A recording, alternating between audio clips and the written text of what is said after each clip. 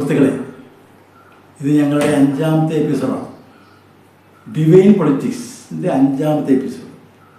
ഈ എപ്പിസോഡിൽ ഞങ്ങൾ പുതിയൊരു കാര്യമാണ് ഉണ്ടായിരുന്നത്. 3ാമത്തെ എപ്പിസോഡിൽ നമ്മൾ സൗഹൃദ മത്സരങ്ങളെപ്പറ്റി പറയും. സൗഹൃദ മത്സരങ്ങൾ എങ്ങനെയാണ് വിജയിപ്പിക്കേണ്ടതെന്നുള്ളതിനെപ്പറ്റി ചെറിയൊരു വിവരണം നൽകുന്നത്. അതിൻ്റെ വിശദാംശങ്ങൾ ആരൂപത്തിൽ ഇതിൽ അവതരിപ്പിക്കുക ബുദ്ധിമുട്ടാണ്. സൗഹൃദ മത്സരങ്ങൾ മാത്രമാണ് യഥാർത്ഥത്തിൽ ഇന്ത്യയുടെ സാമ്പത്തിക സാമൂഹിക വളർച്ച ത്വരിതപ്പെടുത്താനുള്ള എളുപ്പവഴി.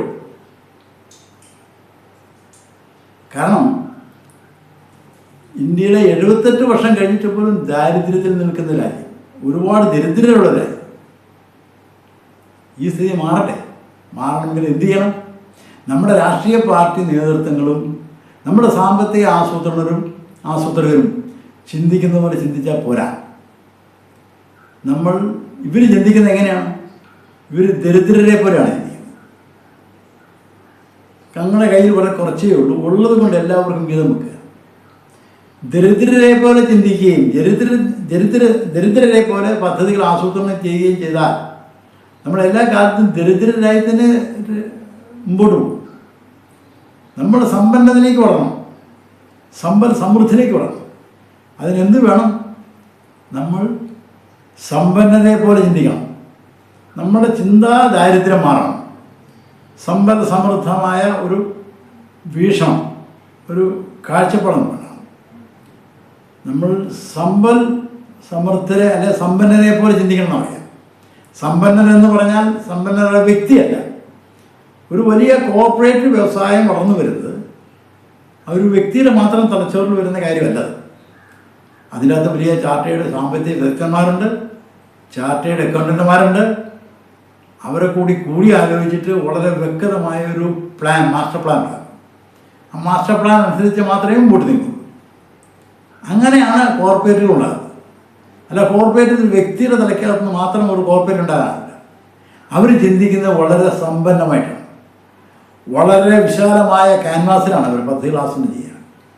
അവർ ചിന്തിക്കുന്നത് 50 വർഷം മുമ്പോട്ട് നോക്കിയാണ് ചിന്തിക്കുന്നത്. ഇന്നത്തെ കാര്യത്തിന് വേണ്ടിയല്ല. ഇന്നത്തെ ഉച്ചയ്ക്കത്തെ അരി മേടിക്കുന്നതിനെ പറ്റി, അത് എങ്ങനെ പൈസ ഉണ്ടാക്കാന്നതിനെ പറ്റി അല്ല ചിന്തിക്കുന്നത്. ഇങ്ങനെ ആകുലപ്പെട്ട് പണത്തിന് വേണ്ടി ആകുലപ്പെടാണ്ട ആവശ്യമില്ലാത്തൊരു കാലഘട്ടം ഉണ്ടാക്കുന്നതിനെ പറ്റിയാണ് ചിന്തിക്കുന്നത്. 25 വർഷമെങ്കിലും മുൻകൂട്ടി കണ്ടുകൊണ്ട് പദ്ധതികൾ ആസൂത്രണം ചെയ്യാനെങ്കിലും കഴിയുന്നവർക്ക് മാത്രമേ കോർപ്പറേറ്റായി തീരാകൂ. നമ്മൾ ചിന്തിക്കുന്നത് എന്താണ്? ഈ വർഷത്തെ ബജറ്റ് എങ്ങനെ ഒപ്പിച്ചെടുക്കാം, അതിനകത്ത് ജനങ്ങളെ എങ്ങനെ അസംതൃപ്തി ഇല്ലാതെ അല്ലെങ്കിൽ ഒന്ന് മയക്കി കിടത്താം, അല്ലെങ്കിൽ അവരെ എങ്ങനെ മെരുക്കി നിർത്താം. സാമ്പത്തിക വളർച്ചയെപ്പറ്റി അല്ല ചിന്തിക്കുന്നത്.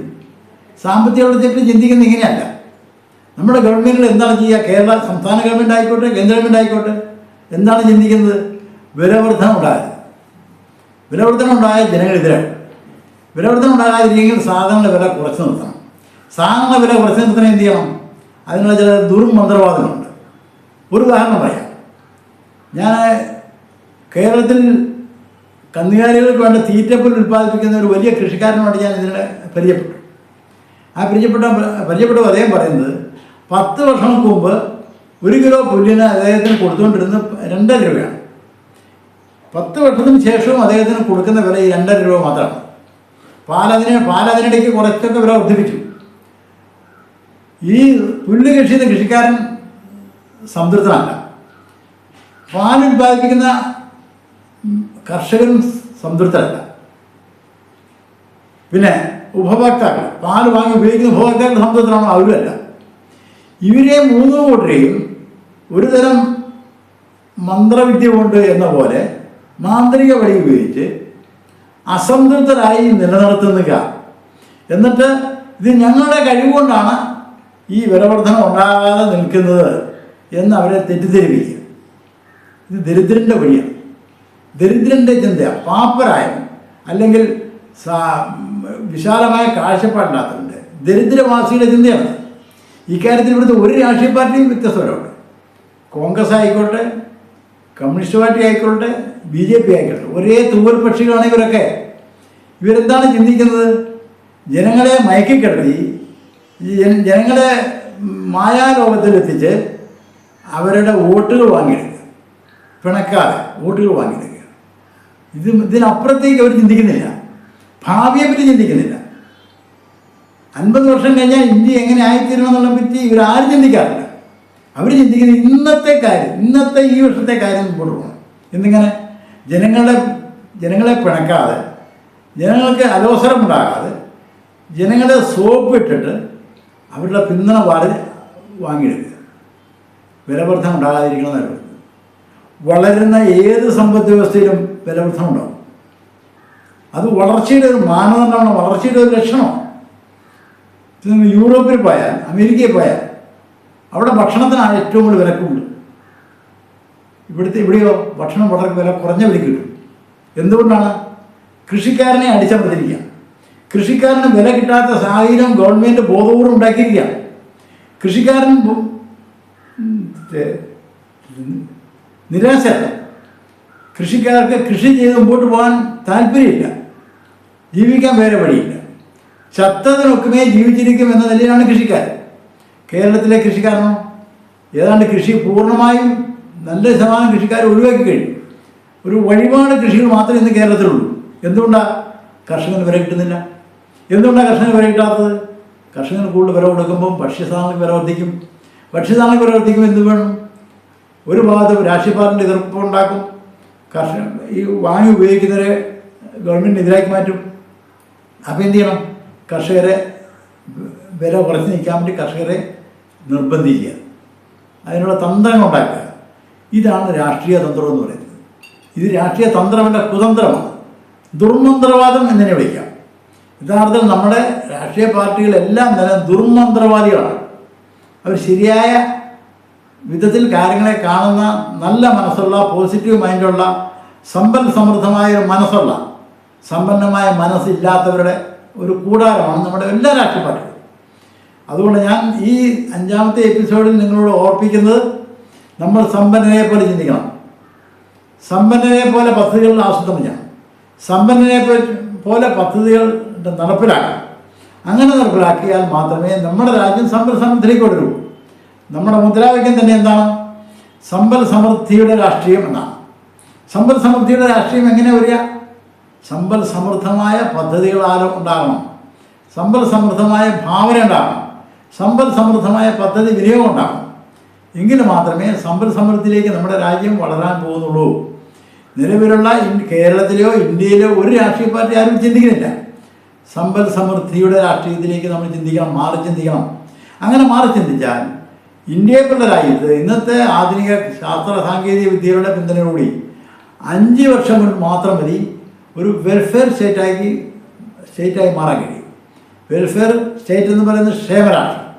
ക്ഷേമരാഷ്ട്രം പറഞ്ഞാൽ പട്ടിണിയില്ലാത്ത, എല്ലാവർക്കും മാന്യമായ തൊഴിലുള്ള, ജീവിത സുരക്ഷിതത്വമുള്ള, ആരും അനാഥരായി പോകാത്ത, ആരും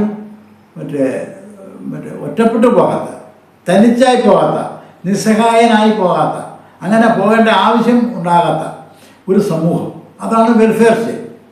ആ അവസ്ഥയിലേക്ക് എത്തിച്ചേർന്നവരാണ് യൂറോപ്പ്. യൂറോപ്പിലെ എല്ലാ രാജ്യങ്ങളും. അവിടെ യൂറോപ്പിൽ നിങ്ങൾക്ക് ഒരാളും അനാഥനായി പോവില്ല. അവിടുത്തെ ആളുകളുമായിട്ടും അവിടുത്തെ പൗരന്മാരായിട്ടും സംസാരിച്ചതിൻ്റെ അവിടുത്തെ ഉള്ള സ്ഥിതിവിവര കണക്കുകളുടെ അടിസ്ഥാനത്തിലാണ് ഞാനീ പറയുന്നത്. നമുക്കും യൂറോപ്പിനെ പോലെ ആകണം. സമ്പൽ സമൃദ്ധിയിലേക്ക് വളരണം.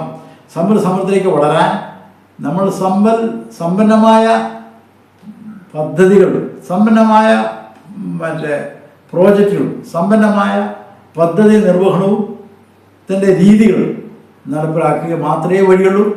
ഇന്നുള്ളവരെല്ലാം തന്നെ ദുർമന്ത്രവാദികളായ, ജനങ്ങളെ തെറ്റിദ്ധരിപ്പിക്കുന്ന, ജനങ്ങളെ കബളിപ്പിക്കുന്ന, പണവും പ്രതാപവും സ്വന്തമാക്കിയെടുക്കാൻ വേണ്ടി മാത്രം കുരുട്ടുബുദ്ധി കാണിക്കുന്ന രാഷ്ട്രീയ നേതൃത്വങ്ങളാണ്. ആ രാഷ്ട്രീയ നേതൃത്വങ്ങൾ മാറണം. ആ രാഷ്ട്രീയ നേതൃത്വങ്ങൾ മാറണമെന്നാണ് ഞാൻ പറയുന്നത്, നമ്മൾ ആവശ്യപ്പെടുന്നത്. രാഷ്ട്രീയ നേതൃത്വങ്ങൾ മാറണമെങ്കിൽ നിങ്ങൾ വിശ്വസിക്കുന്ന ഓരോ പാർട്ടികൾക്കകത്തും ഞാൻ ഈ പറഞ്ഞ കാര്യങ്ങളുടെ നിലവാരത്തിൽ ആ ആശയങ്ങൾ അവരുടെ മുമ്പിൽ അവതരിപ്പിക്കണം. നിങ്ങളുടെ വാർഡ് കമ്മിറ്റി ചേരുമ്പോൾ, നിങ്ങളുടെ മണ്ഡലം കമ്മിറ്റി ചേരുമ്പോൾ, നിങ്ങളുടെ ഏരിയ കമ്മിറ്റി ചേരുമ്പോൾ, നിങ്ങളുടെ ഏത് കമ്മിറ്റികൾ ചേരുമ്പോൾ ഈ ആശയങ്ങൾ അവരുടെ മുമ്പിൽ പറയണം. വ്യാപകമായി എല്ലാ ഭാഗത്തുനിന്നും ജനകീയ ആവശ്യത്തിലേക്ക് ഉയർന്നു വരുമ്പോൾ രാഷ്ട്രീയ പാർട്ടികൾ ശ്രദ്ധിക്കാൻ ബാധ്യസ്ഥരാകും. അപ്പം നമ്മൾ സമ്പൽ സമൃദ്ധി രാഷ്ട്രീയം എങ്ങനെയായിരിക്കും എന്നുള്ളതിൻ്റെ വിശദാംശങ്ങൾ അടുത്ത എപ്പിസോഡിൽ പറയും. അത്തരം കാര്യങ്ങൾ അറിയാൻ വേണ്ടി നിങ്ങൾ പരിപൂർണമായ സഹകരണവും പിന്തുണയും ഉണ്ടാകണമെന്ന് ഞങ്ങൾ അഭ്യർത്ഥിക്കുന്നു. അത് മാത്രമല്ല, ഇതിൻ്റെ മുഴുവൻ ഡീറ്റെയിൽസും ഈ വീഡിയോയിൽ ഞങ്ങൾക്ക് പറഞ്ഞ് അവതരിപ്പിക്കാൻ ചിലപ്പം പരിമിതികളുണ്ട്. അതുകൊണ്ട് സമ്പൽ സമൃദ്ധമായ പുതിയൊരു കേരളത്തെയും ഇന്ത്യയെയും താല്പര്യമുള്ളവരാണ് നിങ്ങൾ. നിലവിലുള്ള രാഷ്ട്രീയ പാർട്ടികളുടെ ആശ്രിതരല്ലാത്തവരാണോ നിങ്ങൾ? സ്വതന്ത്രമായി ചിന്തിക്കാൻ കഴിവുള്ളവരാണോ നിങ്ങൾ? എന്ത് ചെയ്യണം? കൂടുതൽ അറിയാൻ ഞങ്ങൾക്ക് നിങ്ങൾ വാട്സപ്പ് ചെയ്യണം. മലയാളികളെ ലോകത്തിൻ്റെ എവിടെയുള്ള മലയാളികൾക്കും ഇത് വാട്സപ്പ് ചെയ്യാം. നിങ്ങളുടെ പേരും നിങ്ങളുടെ സ്ഥലവും ഇതിൻ്റെ താഴെ കാണുന്ന നമ്മുടെ ചാനലിൻ്റെ താഴെ കാണുന്ന വാട്സപ്പ് നമ്പറിലേക്ക് മെസ്സേജ് ചെയ്യുക. ആ വാട്സപ്പ് നമ്പർ ഇതാണ്: 944 777 അതായത് 777 93 40. ഈ നമ്പറിലേക്ക് നിങ്ങളുടെ പേരും സ്ഥലവും വാട്സപ്പ് ചെയ്യണമെന്ന് അഭ്യർത്ഥിക്കുന്നു. കൂടുതൽ ആളുകളിലേക്ക് ഞങ്ങളുടെ ചാനൽ എത്തിച്ചേരാൻ വേണ്ടി നിങ്ങൾ സഹകരിക്കണം. ഈ ചാനൽ ഇത് കേൾക്കുന്നവർ സബ്സ്ക്രൈബ് ചെയ്യണം, ഇത് മറ്റുള്ളവർക്ക് ഷെയർ ചെയ്യണം, ഇതിനായിട്ട് ലൈക്ക് ചെയ്യണം. നിങ്ങളുടെ പിന്തുണയും സഹകരണവും ഈ കാര്യത്തിൽ ഞങ്ങൾക്കുണ്ടാകണം എന്ന് അഭ്യർത്ഥിച്ചുകൊണ്ട് നന്ദി, നമസ്കാരം.